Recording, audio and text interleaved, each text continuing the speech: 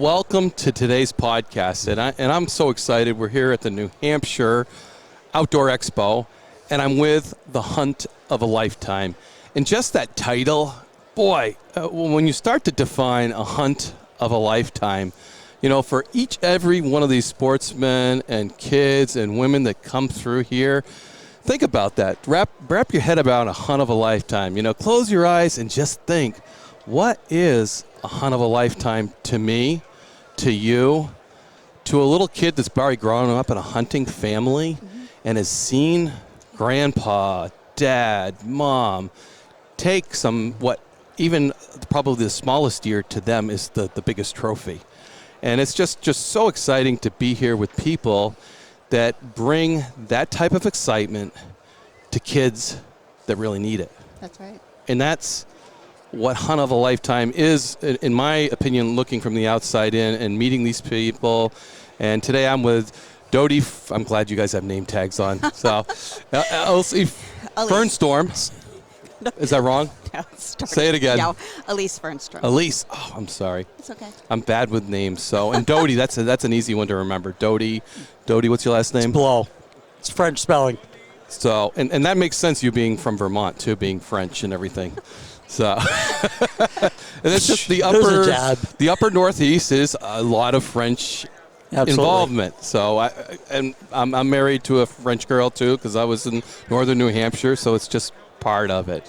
So, but we are sitting down with ambassadors for Hunt of a Lifetime here at the Outdoor Show. We're doing a live podcast right here, so people are walking by, they're seeing us interact, and it's pretty exciting for people to actually see us talking about this and hopefully down the road listen. So, but you know, you guys tell me, what is Hunt of a Lifetime, the mission, and let's go in how you got involved too, because very different times, very different places, right? Right, absolutely. So exactly, Wayne, how you described Hunt of a Lifetime, a lot of people kind of confuse us a little bit because each hunter and maybe fisher person has their idea what their Hunt of a Lifetime is.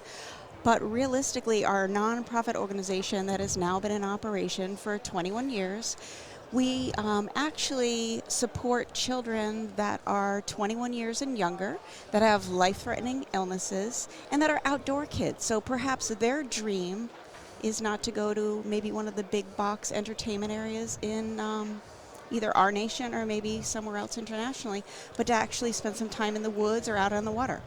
So what our group does is we actually accept donations that will actually fuel our mission, which is to get these kids outdoors and get their minds and their bodies away from perhaps the not so friendly medical treatments or the medications that they have to take to try to fight their illnesses. It could be anything from cancer to multiple sclerosis and other diseases such as that actually kind of debilitate them and actually add daily pain in an effort to kind of escape their illnesses and maybe to get their diseases under control. So our mission of getting them out there, getting them into in the wilderness, or like I said, on the water, is give them their moment in the sun. Give them a moment so that they can stop thinking about maybe all of these different painful type medical procedures and actually enjoy something and to have a solid memory. But the other piece is not just interacting with the outdoors and perhaps their species of their absolute dream, but then also to give them some self-worth and some dignity, and maybe be able to have the opportunity to provide a protein resource for their family. So whereas they're struggling with medical bills and they're struggling financially, they can contribute to their family. And again, that's the inner self-esteem and the worth that is so important with somebody that is fighting, you know, an illness, a disease, or a disability that takes away normal, you know, everyday activities that we take for granted. So again, let's give them the opportunity to get out there, to be encouraged, to actually feed their soul a little bit. Yeah, and you work in the medical field, don't you? I do. I'm actually a registered nurse, and I have a pretty big background in emergency medicine too, so I kind of get this. I mean, life is not, we take a lot of it for granted. So again, these kids every single day, their families, they're dealing with a lot of hospital people, and we're good people, but sometimes we're not the faces that they want to see. Right. So let's get their mind off of it, and perhaps get some. And that's resources. pretty healing too, isn't It's it? incredibly healing. But again, the self-esteem piece is so important, because pain medications work great, but also the distraction is a really big piece too. If we can distract people away from pain, or thinking about the treatments or when the next treatment is. That's incredibly important. Again, it actually gives your soul and desire to live, gives it a little push. So, maybe we're impacting them in such a way, feeding them like the inner soul, the spiritual sense, that they're going to, hang around maybe a little bit longer than we thought. Yeah, absolutely. And that's huge value. You don't put a dollar on that, a price. Oh. You can't. It's wonderful stuff. And you've experienced this, haven't you, Dodie? I have. On several occasions, I've been guiding kids with cancer and that life-threatening illnesses since 2005, and I could not describe what she had just said any better. It's a week, not just for that child, but for mom and dad. Forget it all. It's gone away. We're here. We're going to have fun. We're going to make new friends. Got a lot of camaraderie in camp. They're going to experience something that they haven't had in their life for quite a while because of that illness. And you're focusing on mom and dad. You're focusing on the child. Absolutely. It's their weekend, and it's about making a memory that they probably wouldn't have access to. Right. And that's just incredible to have an opportunity like that. And generally, is it families that are in touch with the outdoors, whether they grew up hunting and fishing, they have a hunting and fishing background? You see a lot of that. You do see a lot of that. There's we do get kids that haven't experienced that yet. But want to. But it wanted to. It was in the family. Somebody else has. They might have been a little bit younger and hadn't had that opportunity. So it's fulfilling that dream that child may never see. It gives them that opportunity to get out there and make that happen.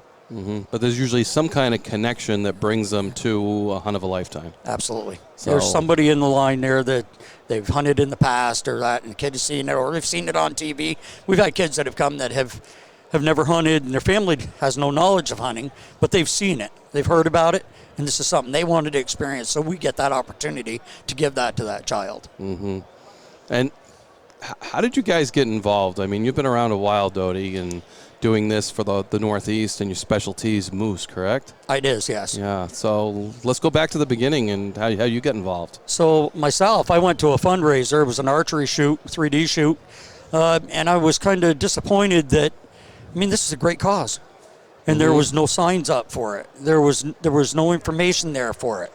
It was just an archery shoot. Nobody really had any idea what they were doing. An archery shoot that the funding went to a hunt of a lifetime. But as an archer, if you came to it, you had no knowledge. You didn't know what was actually going on. So to me, it was like, this is way too important. And this was a while ago, right? Yes, that we're talking. Because you've fixed that since then. I can see that. That was like in 2000, 2001. I've been with them since 2002. When the founder came up to one of the events, and I met her there, and we spoke. And I said, this is wrong. And she says, well, we don't have a representative. Well, I'm here. Nice. And 4 or 5 hours later, a phone call came back in.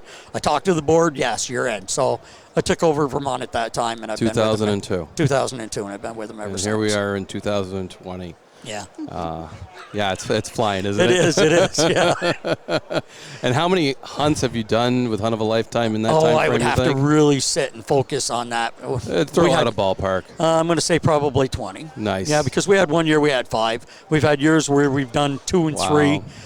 So I kind of serve in Vermont like an outfitter. We make sure that the lodging is taken care of, and I coordinate with the families so that they all come together. We start right from the get-go. So if you were in Vermont, we have a lunch together, and we move right down through it, shoot the rifles, and take it right from there. So it starts at the beginning with the families. It's months of work.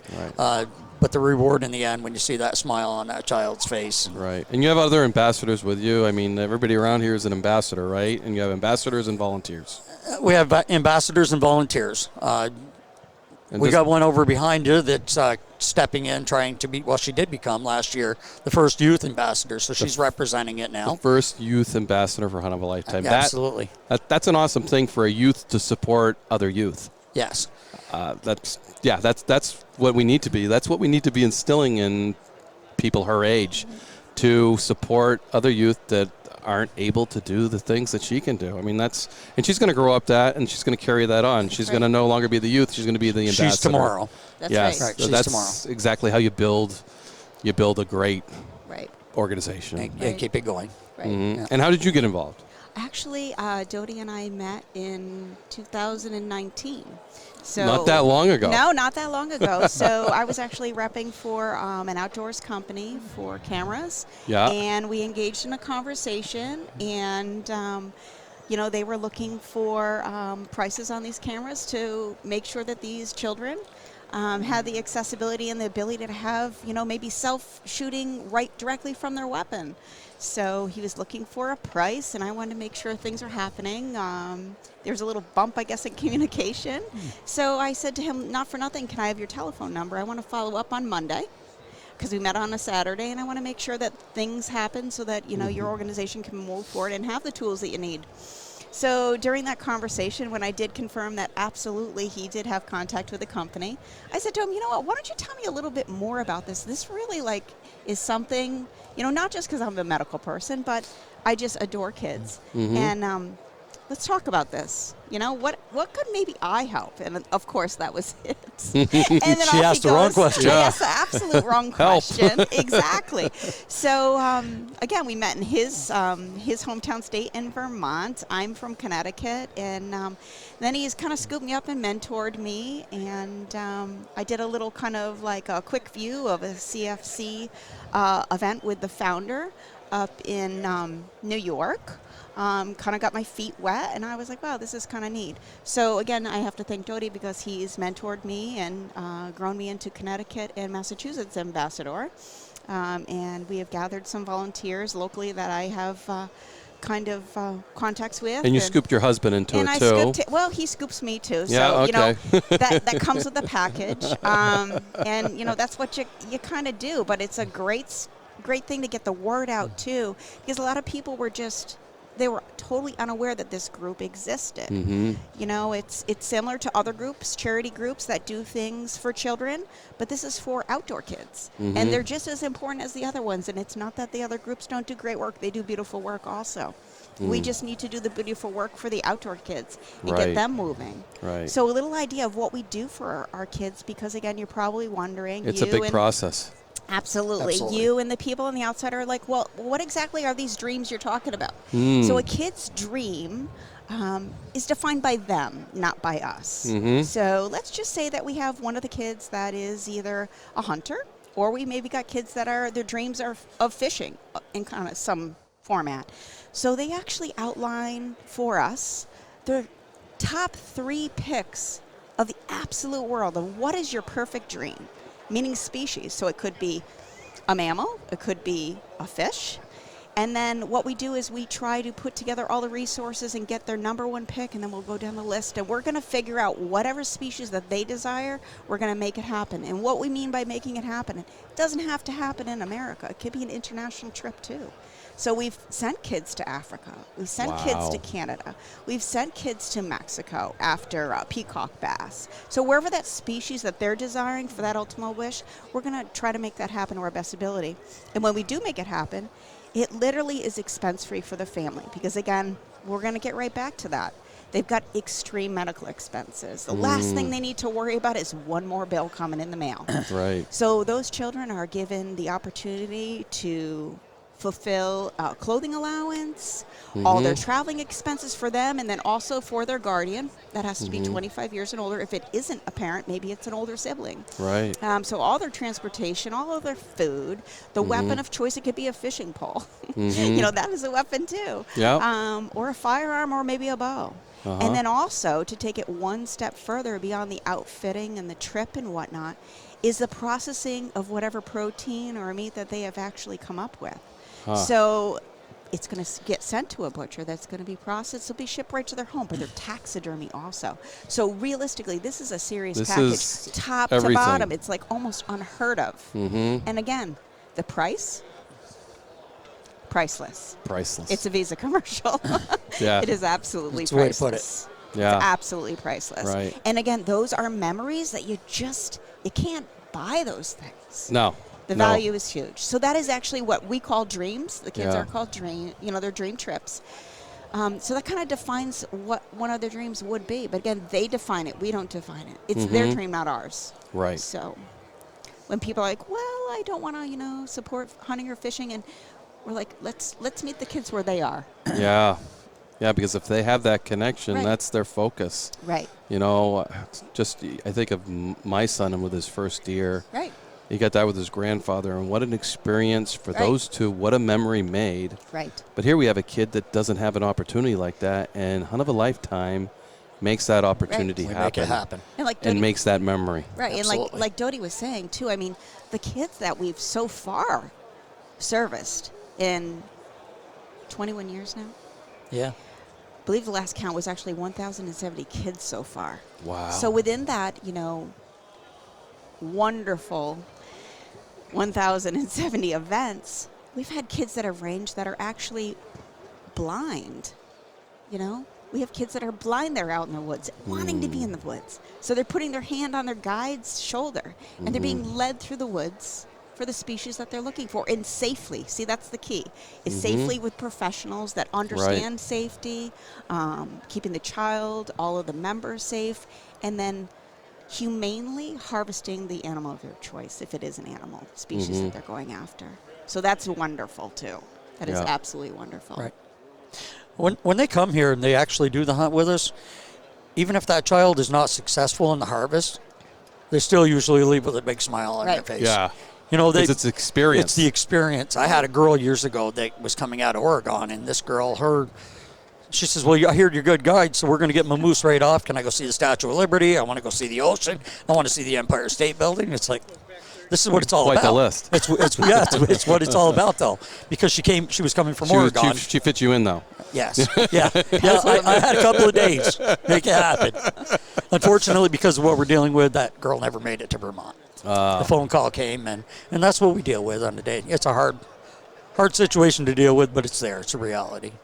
And when you said she didn't make it to Vermont, She passed before she got that opportunity. yeah, and that's what I want people to know, Dodie, Yeah. because these are kids that are really sick. You can speak with a child this week, and they are healthy and they're bouncy. And I had a boy that was playing football, and he was in high school football, and 6 months later he was gone. Brain tumor came back, and it took him. There was nothing could be done. Yeah. So yeah. you just don't This know. is- exactly. Well, so in those kind of situations, we do have kids that the prognosis is kind of grim. So, you start wondering, okay, guys, so you're doing these dreams and whatnot, and what if another one doesn't make? Well, what we do is we actually have the opportunity for rush dreams, too. So if we do hear, once we're evaluating paperwork and speaking to the providers, that this needs to be a rush dream, the team comes together pretty quick, and we try to make things happen for those situations. So hopefully we don't miss their window of opportunity. Yeah. Yeah. We've accumulated, because of what we do, apparatus and that to help these kids perform what they want to perform. We take kids in with spina bifida that can't handle a firearm, but we have apparatus that'll go on their wheelchair now where they can actually sight it. There's a blow tube on it, so when they're sighted and everything is ready, their hand's not even touching anything, and they can make that happen. We still can fulfill that dream. And the blow tube, so everybody knows that's to make the gun fire. It makes the gun fire. Yeah. He can't put his So, hand on because he that trigger. can't physically Right. do that. The apparatus actually makes that take place. Right. So it's adaptive equipment. I mean, we Yeah. talk Right. about that too with people with Parkinsonian Adaptive situations. professionals, too, because Absolutely. this takes a lot for you, Dodie, to make this happen, to get them in the spot with a Those are very wild difficult, but we do it. animal to have an opportunity to take that. Right. Yeah. That and I just want everybody to wrap their heads around here. Dodie's bringing in a wheelchair, setting it up. These Right. are wild animals. This is a challenge for everyday hunters to hunt. That's right. And these professionals are putting these kids in a position where they have an opportunity to take or have a hunt a lifetime.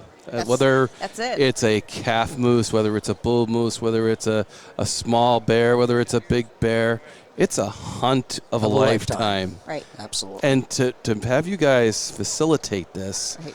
and get them in the right spot to do the right thing with the right equipment. Right. I'm trying to wrap my head around it, and I'm just like, you move mountains Right. is what you do. And it's like normalizing life for them, because you know what? when significant, life-threatening illnesses come, what's normal anymore? So we're allowing them the opportunity to have a normalization for an activity that is our heritage, right? Yeah. We are hunters and gatherers, so we allow these kids to kind of circle back to that. This is the beginning. Right. No, and it takes, meeting you guys and everything, I can see you're mountain moving people. So, and that's a pretty awesome team. You say that we're mountain moving people, but I'll tell you what, I've watched that mountain stand before me and said, no way. Way up. No way. And one of the ones that comes back to my memory in that, we had a girl that had spina bifida. She had it in her lower half. Her arms were still accessible, and she could hold the firearm. So she's in a regular wheelchair. But I came into the cut with another kid, and they were there, and they said, she's going to shoot her moose. And I'm like, what do you mean? She's going to shoot her? Well, it's coming across the top of the hill, and we're getting her ready. So the guide that's with her says, how do you want to do this?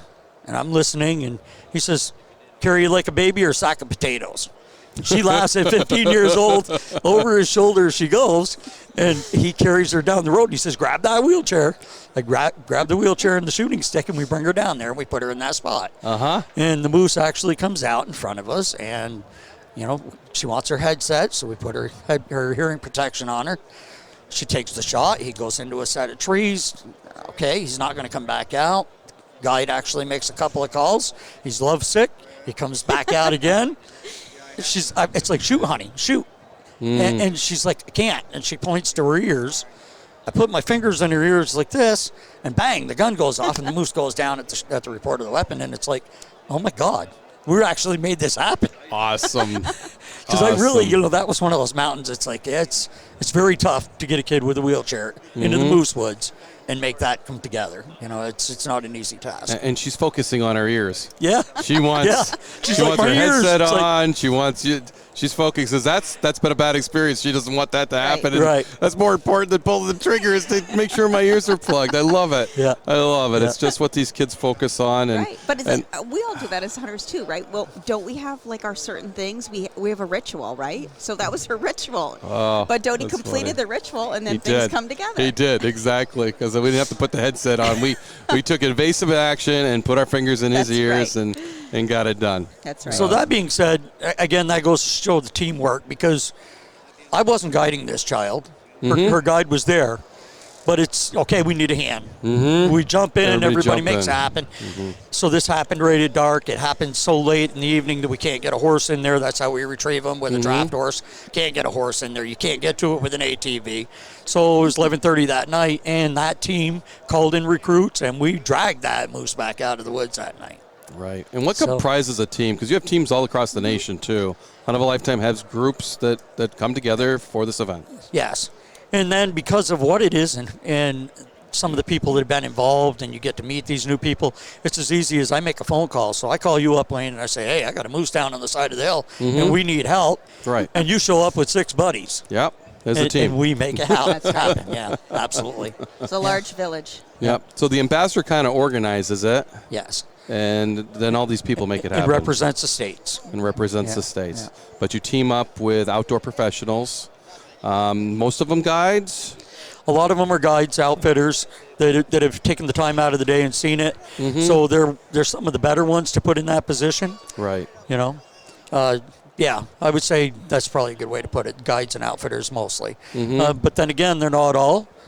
We've got somebody from the outdoors. She's an avid hunter. She isn't guiding yet. She's not outfitting yet.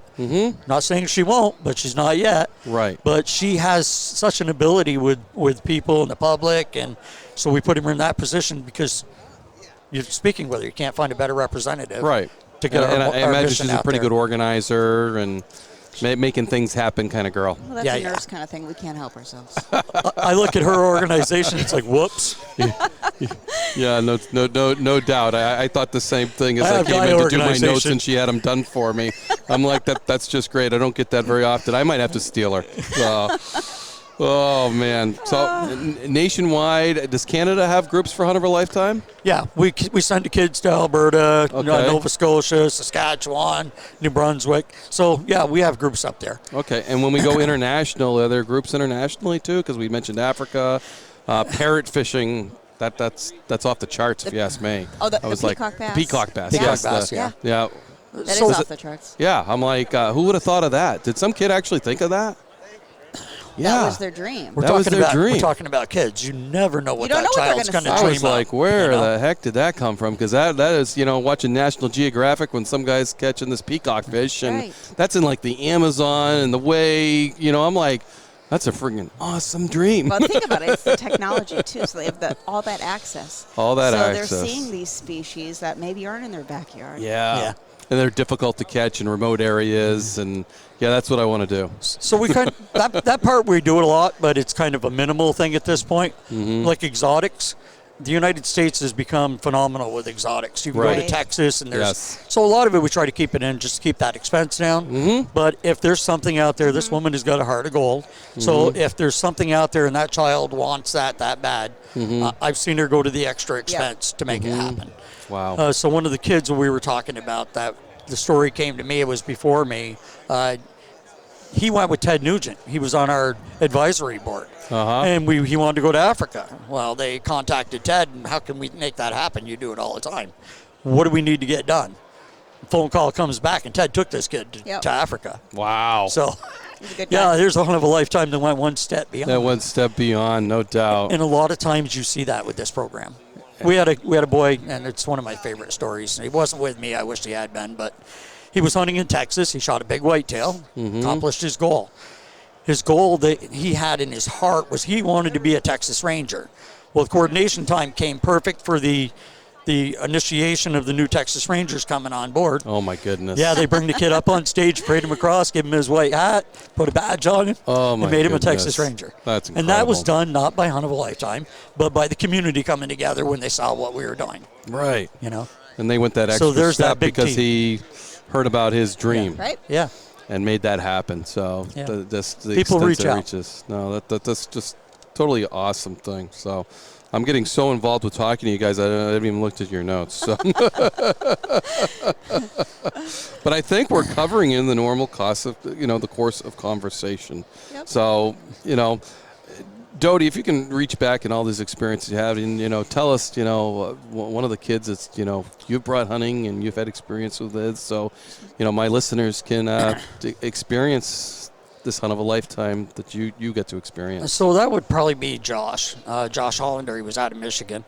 So Josh came to us. He was a 185-pound football player that by the time he got to us, he was 90 pounds. Mm-hmm. He wouldn't shoot his firearm. And I was like, why? And he says, it hurts. So I sighted his rifle in for him. Mm-hmm. We get out there and we're hunting. I can't carry my gun. He's so weak because of what the chemo and everything has done to his body that he's having a hard time participating in what he wants to get done. Right. We make it happen one night, and he pulls it off. Mm-hmm. He actually shoots. It was a cow moose, but it was his. So we're up on the hill. We're trying to figure out how we're getting it out. It's dark. We shot it just before dark, so how do we get it off the hill? And this kid's like, you know what? I don't care. He says, I'm going to die anyway. So until my moose comes, I'm not leaving. We sat in the rain for probably an hour and a half. This pickup truck comes down the road. My dad pulls my truck across the road right behind him. It's a dead-end road. They can't get back out. These two guys come back. Captive audience. Yeah, I don't know who they were, but they were loggers up in the kingdom. Both of them carrying a Budweiser in their hand with smiles on their face. What the hell are you doing? Move that truck. And we told them what happened. Again, here comes the team. This guy drives his four-wheel drive up onto that cut, took the chance of slicing his tires, getting it stuck, whatever he had to do, and he hooked onto that cow moose, and we brought it out that night. So we didn't have to stay in the rain any longer than maybe 2 hours, 2.5 hours. Wow. That's really cool. Yeah, So, it was. Yeah, that's it. And then to have that determination, especially when you're not feeling good. I mean, you think about, I can't carry my gun. I can't sight it in because it hurts. And yet we're going to sit in the rain till we get this moose. That's right. And we make it happen. And we make it happen. And one of the stories one of the things that I kind of reiterate to all the kids that come with us, the biggest thing that I tell them. So, Hunt of a Lifetime, we act just like your illness. Don't ever stop. Don't ever give up. We're going to take this right to the last minute, right to the last day. And amazingly, we fulfill a lot of our tags on that last day. I don't know what there is about it, but, we'll take it right to the last day. We had a boy with 10 misses, finally got it with his last shell on the last day with 2 hours to go. The last shell. The last shell. day.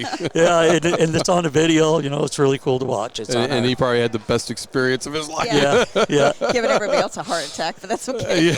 I'm So sure. we always tell them never give up. No. Your guide won't give up. Don't you ever give up. And it's the same thing with your illness. Don't give up. That's Yep. right. Yep. No, I've actually, a friend of mine, Keith Robyers, has worked with you guys in New Hampshire Absolutely. and stuff. And he's a big man, and I've seen this hunt of a lifetime reduce him to tears. Absolutely. So, and for a man like that to get a reaction like that, it says volumes of what it is and the interaction and Hi, Pop. what's going on. We got some company.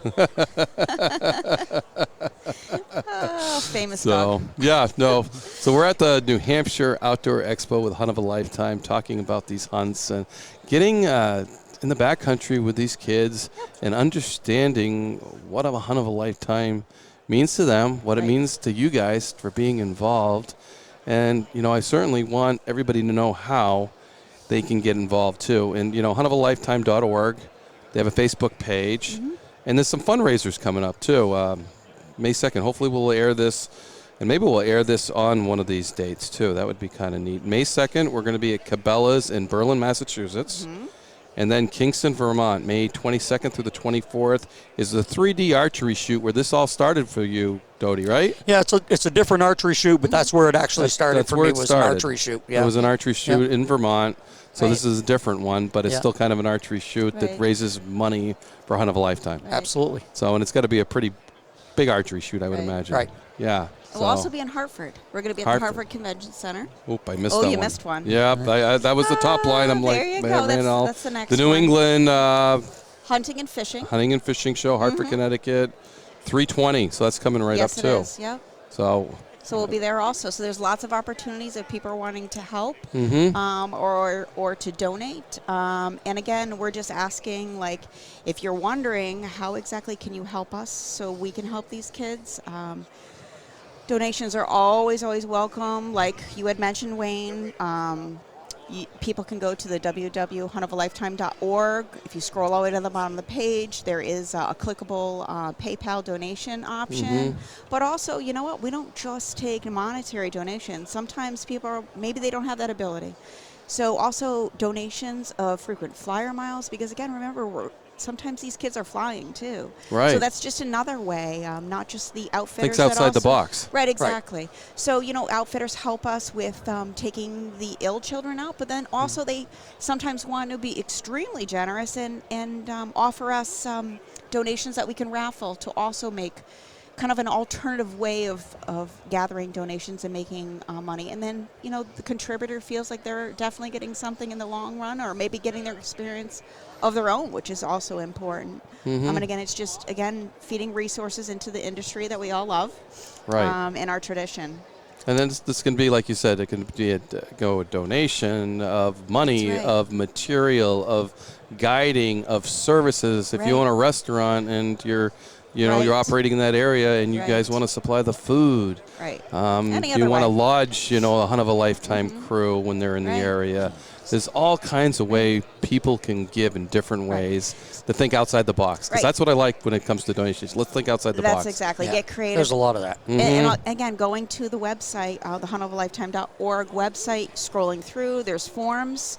You click on the form section, and people that are wanting to donate time, sometimes even use of their land, they can fill out an application, send it on into national, which is we're out of Harbor Creek, Pennsylvania, our national office. And maybe families that have a child that is unfortunately one of those kids that is 21 and younger that has that life-threatening disease, illness, or disability, they can access the information on how they apply to be one of the candidates. Right. And download that application and get it in. Again, send it on to Harbor Creek, PA.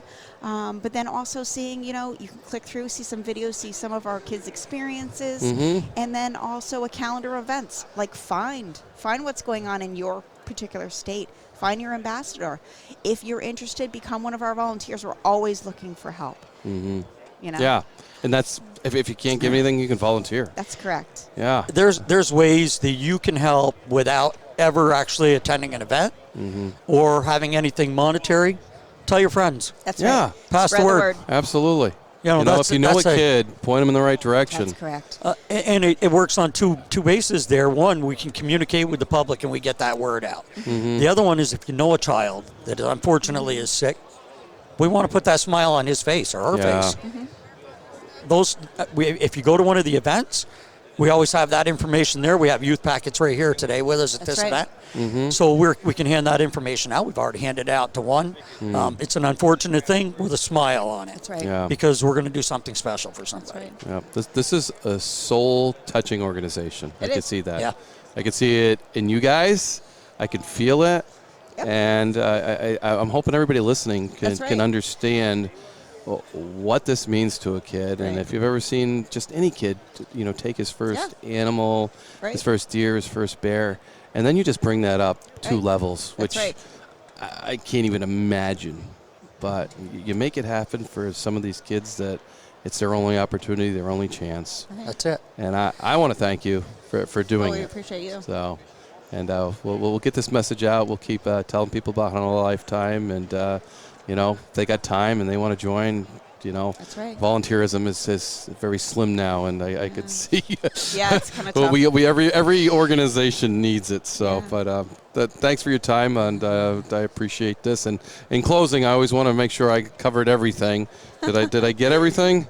Is there any final? Well, again, if you don't want to go to our home website, check us out on social media. Like you had mentioned before, type into Facebook search and type in Hunt of a Lifetime, and then add in your particular state, and you're going to see a personal page pop up for that particular group. And then watch us, because we are putting alerts out. What are we doing for our next event? Where can you find us? If you do want to interact with us, see the face-to-face, have the discussions, come up and see us and help make a connection for a kid. Awesome. Hunt of a Lifetime Vermont on Facebook. You can actually witness some of the hunts and go on that hunt with us on that. You can watch the whole thing take place, the mishaps, the comical parts of it, everything that takes place. The logistics. Yeah. There's also, we have a Hunt of a Lifetime videos that we're working on, which is becoming a national Facebook page. So when a child goes on a hunt from any place in the country and we get video footage, it will go to that site, so you'll be able to watch all of those. So it'll be one of those sites you can just go on and video after video after video.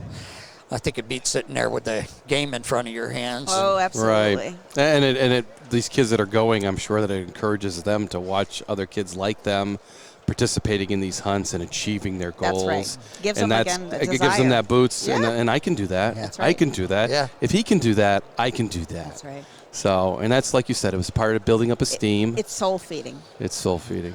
Thanks, guys. Just an awesome event. Thank you. So, yeah. Again, we appreciate Pleasure. you.